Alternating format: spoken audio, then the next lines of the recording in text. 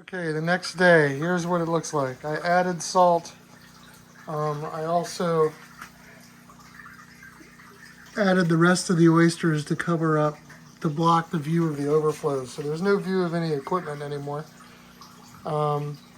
Steps I have to take still. Install the lights up there. Install the shadow box back there.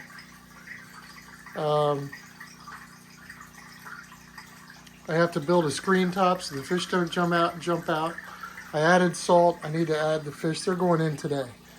So as soon as I get all the salinity levels the same in all the quarantine tanks and the other display and this tank, it's going to be about 16 parts per thousand. Then I'll add all the critters. I have crabs and shrimp and mussel shells and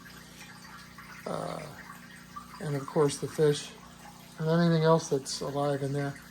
I'm going to take 3/4 of the sand out of that tank and put in the sump to help seed it. I also have to add bacteria.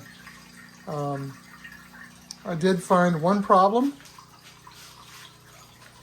and I'll show that to you in a second. Let's walk around and get a view while I get my flashlight. I was worried about leaks, and I solved the problem. So my bean overflow is working perfectly. I tested all the scenarios, everything was fine. I had leaking coming out of the bulkheads, and I just changed the location of the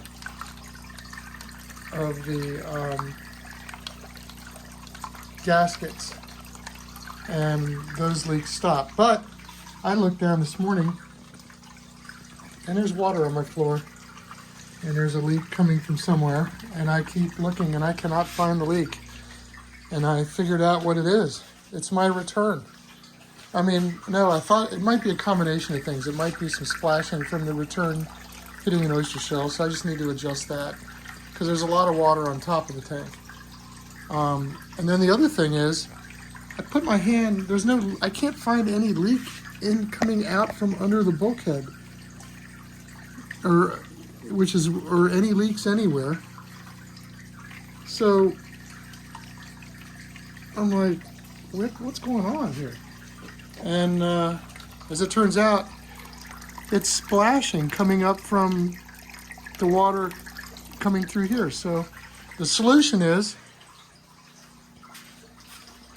all I have to do is put the top on to the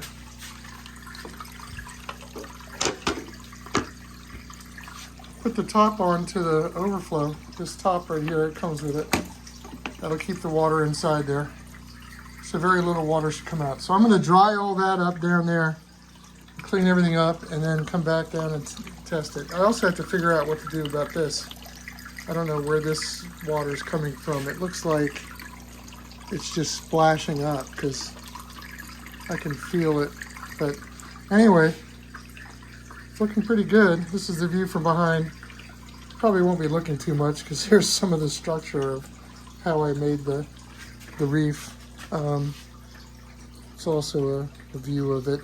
I left room on all the sides to help clean the glass, but this bracing is going to pose a problem for me cleaning. So every time I clean the glass on the sides, I'm going to have to probably move oyster reefs out of the way, which is no big deal. Oyster clusters, culches, whatever they're called. But that's it. This will be my primary viewing area. I got to clean all the bubbles off the glass too. That was an interesting thing. When I first filled the tank up, I had all this brown scum on top of the water, and turned out it wasn't scum, it was sand that had floated up, so I had to knock all the sand down. It was kind of interesting.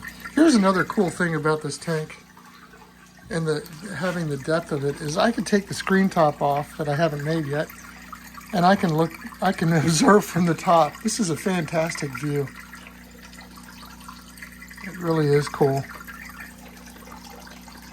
I'm also going to scatter a bunch of shells across the sand so it doesn't look like the Dead Sea. I want it to look as realistic. Quick update, all I did was my return got out of position. That's why it was so noisy. So now it's back in the right position, and that's probably why it was splashing up on top. So I dried up all the water, and I'm not seeing any leaking coming from behind. I don't see any water droplets anymore. I think the lid also is, if you look on the underside of the lid, you can see it's starting to gather some water.